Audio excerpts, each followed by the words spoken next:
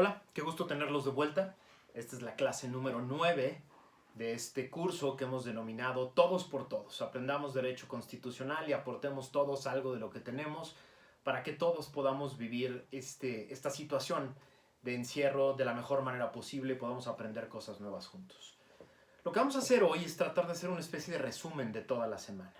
En la semana estuvimos viendo al sistema federal como este modelo de distribución de competencias que tiene nuestra Constitución y llegaron varias preguntas y quiero atenderlas todas de una manera diferente. Quiero atenderlas poniendo un ejemplo concreto de cómo funciona este sistema de distribución de competencias en un tema específico que nos importa mucho a ti y a mí, que nos duele mucho a ti y a mí, que nos preocupa mucho a ti y a mí, que es la seguridad.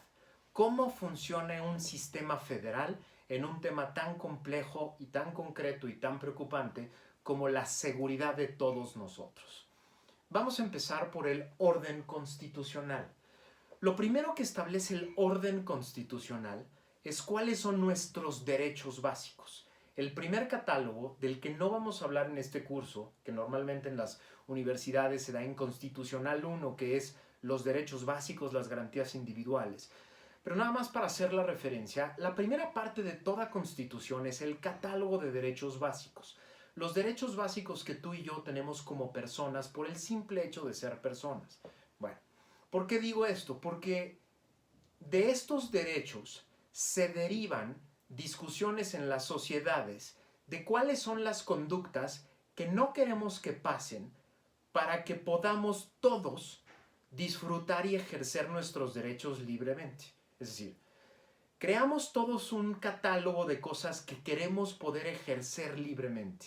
La libertad de expresión, la libertad de prensa, la libertad de tránsito, el poder por tener armas, por ejemplo, en la casa, o el tener la capacidad de ser educados, de tener salud, de tener seguridad, de tener un medio ambiente limpio, etc. Nos ponemos de acuerdo en una serie de derechos y después nos tenemos que poner de acuerdo en una serie de conductas que queremos suprimir de la sociedad, que queremos que no sucedan, porque afectan el ejercicio de nuestros derechos.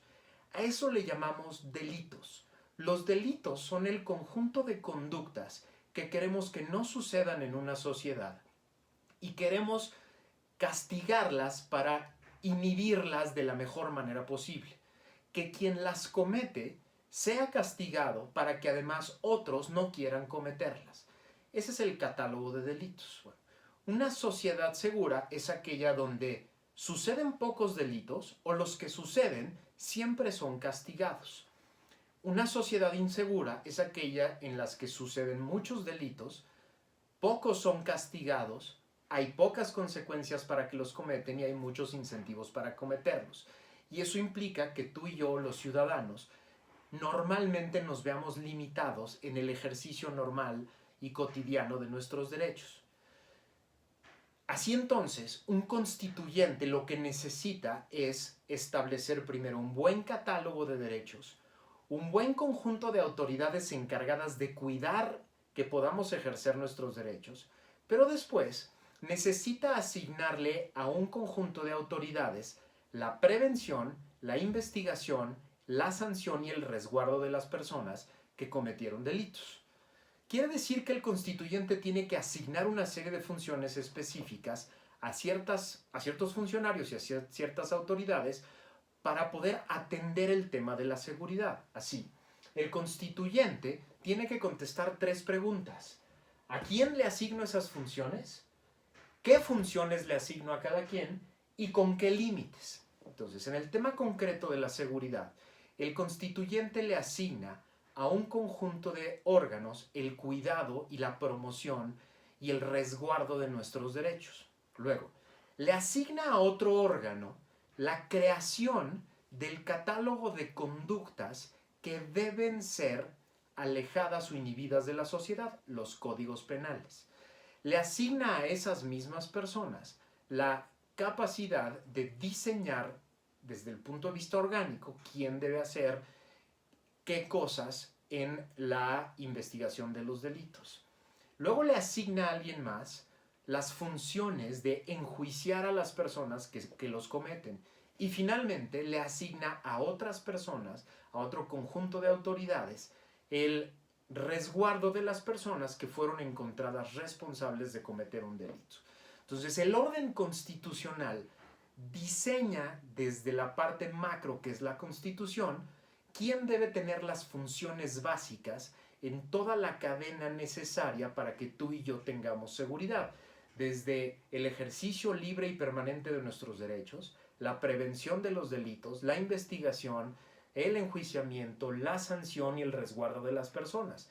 Toda la cadena completa tiene que quedar diseñada desde la Constitución, asignada en términos de funciones y facultades a órganos concretos con funciones concretas y con límites específicos para no violar nuestros derechos. Ese es el orden constitucional. Ahora, el orden federal en la materia de seguridad. Bueno, el orden constitucional le asigna al presidente de la República, al titular del Poder Ejecutivo, la facultad de prevenir y de cuidar el ejercicio permanente de los derechos. Es el primer encargado de cuidar que tú y yo podamos ejercer nuestros derechos libremente. Así, varias autoridades del Poder Ejecutivo, de la Administración Pública, tienen la función y la facultad de hacer todo lo posible para que tú y yo podamos ejercer nuestros derechos y prevenir, evitar que se cometan delitos. Ahora, como no siempre se puede, tiene que haber una autoridad encargada de legislar en torno a los delitos que se cometen. Así el constituyente le asigna al Congreso de la Unión la facultad de legislar en torno a las autoridades encargadas de hacer ciertas cosas. Legislan la parte orgánica. Aterrizan estos grandes rasgos y conceptos que se establecen en la Constitución en leyes orgánicas concretas que van a definir exactamente qué hace la administración pública en el tema de la seguridad pública, qué hacen autoridades como la Fiscalía General de la República y cómo se llevan los juicios en el Poder Judicial. El legislativo, a través de leyes orgánicas, establece quién, cómo y qué de manera concreta para atender las funciones específicas que se asignaron desde el orden constitucional. Lo segundo que hacen los congresos es establecer los catálogos de delitos. Desde el orden federal, el constituyente le dice al Congreso: tú puedes legislar delitos federales, tú puedes hacer un catálogo que nosotros vamos a considerar como constituyente el catálogo de delitos federales y tú, Congreso de la Unión, lo puede legislar. ¿Qué hace entonces el Congreso de la Unión? Hace un catálogo de delitos que considera que no deberían de estar en el orden local, sino deberían de ser materia de las autoridades que se encargan de investigar en todo el país. ¿Por qué? Porque, por ejemplo, son delitos que fácilmente trascienden de un lugar a otro, que pueden ubicarse en varios lugares al mismo tiempo. Por ejemplo, los delitos financieros o bancarios. Normalmente son delitos que se pueden cometer al mismo tiempo en diferentes lugares porque se cometen en sistemas. Los delitos que tienen que ver con crimen organizado. Normalmente el crimen organizado se ubica en distintos territorios y no le importan las fronteras municipales o locales. Delitos que tienen que ver con la salud, delitos que tienen que ver con la federación completa. Esa facultad se la asigna al Congreso de la Unión. El Congreso de la Unión hace entonces un catálogo completo de delitos considerados del orden federal. Con ese catálogo, la Fiscalía General de la República, que antes era la PGR, que dependía del poder ejecutivo, del presidente de la República, de la administración pública, que hoy es autónoma, ya vamos a platicar de esta parte de la autonomía, pero bueno, que hoy es autónoma por lo menos desde el punto de vista nominal y constitucional. Con este catálogo que hace el Congreso, esta Fiscalía General que tiene competencia en el orden federal, es la facultada para investigar los delitos federales en este orden. Una vez que esta autoridad federal investiga los delitos de este catálogo, los lleva ante los jueces federales, que a través de un juicio determina responsabilidades concretas de aquellas personas que pueden ser encontradas responsables de un delito del orden federal. Una vez que este juez federal encuentra culpable, responsable a una persona que cometió un delito de los del catálogo federal, entonces lo condena a una pena de prisión que regresa al catálogo de funciones del titular del Ejecutivo. Es el Ejecutivo Federal, a través de la Administración Pública Federal, el que administra las cárceles donde van a estar las personas que son sometidas a un proceso federal y encontradas responsables de un delito federal. Espero haberme explicado hasta aquí en toda esta parte del orden federal. Ahora, el orden local. En el orden local, el gobernador tiene funciones muy parecidas a las del presidente de la República. Es el encargado de prevenir los delitos en el Estado, de que no haya de que se puedan ejercer los derechos en el Estado de la manera más sencilla y libre posible. Es el encargado también de la coordinación de la seguridad en toda la entidad y es el encargado también de la administración de las cárceles locales. Cárceles locales que se van a llenar de personas que hayan ido a un juicio ante un juez local, que este juicio se haya llevado a través de códigos locales que hicieron en el Congreso local y a través de leyes orgánicas que generaron en ese Congreso local para que, por ejemplo, la Fiscalía local investigue los delitos del orden local. Esto parece muy fácil, pero no lo es. Es muy complicado y hay muchas controversias que se pueden presentar en esta interacción. ¿Por qué? A ver. Primero, el catálogo. ¿Cuáles delitos deben ser federales y cuáles delitos deben ser locales? Es una discusión muy compleja. La lógica diría que los delitos federales son aquellos que le importan a las 32 partes de la federación y que las 32 partes de la federación deciden por algún motivo que deben ser responsabilidad de toda la federación y no de cada estado la investigación, sanción y prevención de esos delitos. No hay un catálogo preestablecido para esto. No hay, digamos, en el mundo una mejor práctica que diga estos son los delitos que deben ser federales y estos son los delitos que deben ser locales. Es una discusión permanente y es una discusión que normalmente tiene que ver con grados de eficacia, con importancia del sistema federal, con grados de autonomía de las localidades. En federaciones muy eficaces, muy tradicionales, normalmente los estados quieren quedarse con la mayor parte de los delitos para ser enjuiciados en sus estados por sus jueces a través de sus procuradurías, con sus policías, etc. En los lugares donde las federaciones son más débiles, lo común es que la federación se encargue de la mayoría de los casos. Pero no hay un parámetro. No hay un parámetro en el mundo para decir estos delitos siempre deben ser federales, estos no.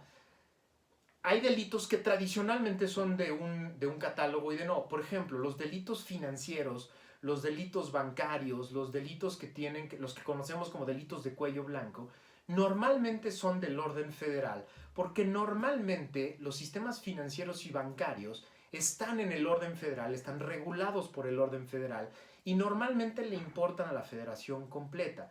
Pero hay una discusión en todo el mundo acerca del crimen organizado. ¿El crimen organizado debería de ser de naturaleza federal o de naturaleza local? ¿Cuáles son los crímenes que a ti y a mí nos duelen más del crimen organizado? No necesariamente los dos que más les producen recursos, que es el tráfico, el trasiego de estupefacientes de un lugar a otro lugar, o la venta de estos productos, salvo que haya un tema familiar donde hay una persona involucrada en este tema, sino los delitos que se cometen en torno al crimen organizado. Lo que a ti y a mí nos duele más del crimen organizado son todos los demás delitos que cometen. La extorsión, el secuestro, los homicidios, las lesiones, todos los demás delitos el tráfico de personas, el tráfico de armas, son delitos que sí impactan de manera directa a la población. Y entonces la discusión más común es ¿a quién le tocan los grandes delitos de narcotráfico que tienen que ver con el mercado internacional de drogas y armas, y a quién le tocan los otros delitos que se cometen comúnmente por estas mismas personas del crimen organizado. Porque estas personas no se ponen la cachucha de ahorita vengo a cometer un crimen local, solo te vengo a matar o solo te vengo a secuestrar y por lo tanto le toca al gobierno local en este momento investigarme.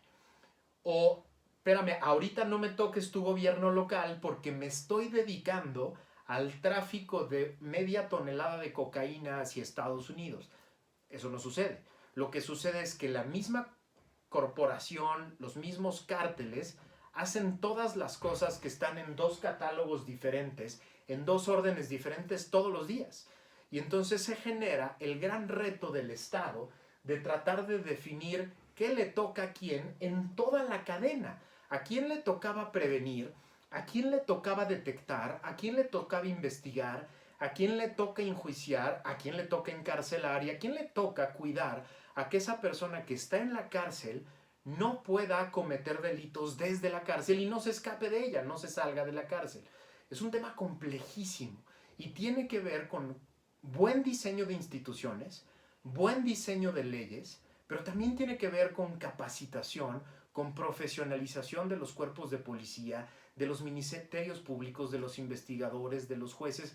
Tiene que ver con muchas cosas, porque el crimen organizado no se está esperando a que el Estado se desarrolle y genere estas capacidades.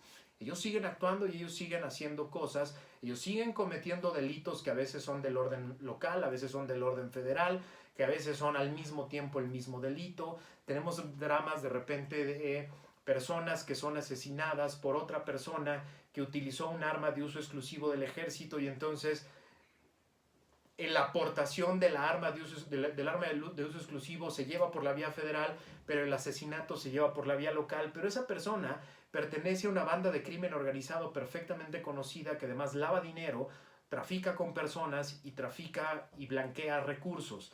Entonces, ¿quién se encarga de esa persona? Y lo que pasa normalmente es que entre autoridades se echan la culpa, se echan la bolita y se echan la responsabilidad. Es un tema súper complejo, pero nos falta el nivel municipal. En el orden municipal, lo que tenemos es que los ayuntamientos, en la demarcación que tienen a su cargo, en el territorio que tienen a su cargo, se encargan básicamente de tres cosas: prevenir delitos, poner orden y tener paz en el municipio. Y es una cosa complejísima. ¿Por qué? Porque esos municipios son las células donde pasa todo esto de lo que platicamos, donde vienen los grupos de crimen organizado, establecen sus mercados, tienen sus rutas de trasiego de armas y estupefacientes, etc. Y entonces, pues el orden municipal no solo tiene que poner orden del vecino que se pelea con el otro o la persona que comete un delito menor, sino que al mismo tiempo tienen que tratar de poner orden en un lugar donde están sucediendo cosas mucho más complejas que tienen que ver con la seguridad nacional, con la seguridad pública, con el crimen organizado. Ahora, ¿cuál es la idea de una federación y por qué, aunque esto parece un rompecabezas imposible de descifrar, en varios países del mundo lo han logrado descifrar de manera adecuada? Nuestros órdenes constitucionales importan entonces en el diseño, importan entonces en la revisión e importan entonces en la regularidad. Los países que han logrado combatir al crimen organizado, regresarle la seguridad y la paz a sus ciudadanos, lo que han hecho es hacer que esto funcione de manera adecuada. ¿Qué han hecho? Lo que han hecho básicamente es que el orden constitucional no haga otra cosa que no sea asignar funciones genéricas a órganos concretos, asignar procesos concretos y facultades concretas a estos órganos, establecer los qués y generar límites adecuados. Pero además, el orden constitucional genera órganos de control de regularidad. ¿Para qué? Para que una vez que asigna las funciones y las facultades, haya órganos que permanentemente estén revisando que todo el resto del aparato esté haciendo siempre sus funciones, solo sus funciones, y nunca se extralimite. Esto es importantísimo, porque entonces mantiene la regularidad constitucional, genera consecuencias a todo aquel que se sale de la regularidad constitucional y el aparato empieza a funcionar como un aparato bien aceitado.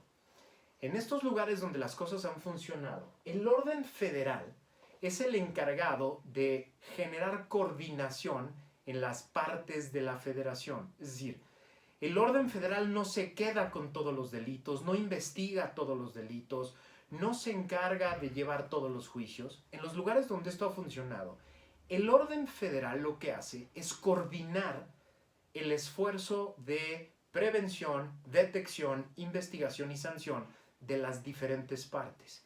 Genera inteligencia, genera información disponible para todos, genera seguridad en todo el territorio, genera seguridad para todas aquellas personas que se encargan de la investigación, la detección y la sanción de los delitos. Cuida a los policías, cuida a los jueces, cuida a los ministerios públicos, cuida a los legisladores. De eso se encarga el orden federal.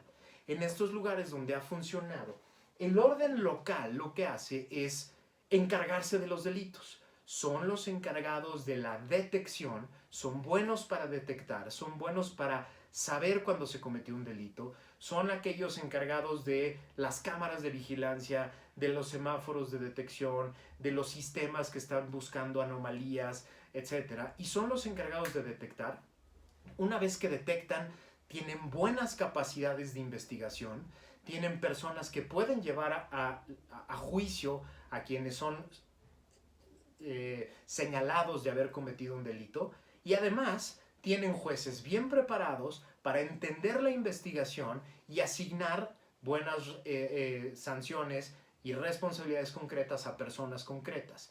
En los órdenes locales es donde también se recuperan los activos, se reasignan los activos del delito y se generan los incentivos para todas las personas para no volver a cometer esos delitos, con la coordinación, la información, la inteligencia y la protección del orden federal.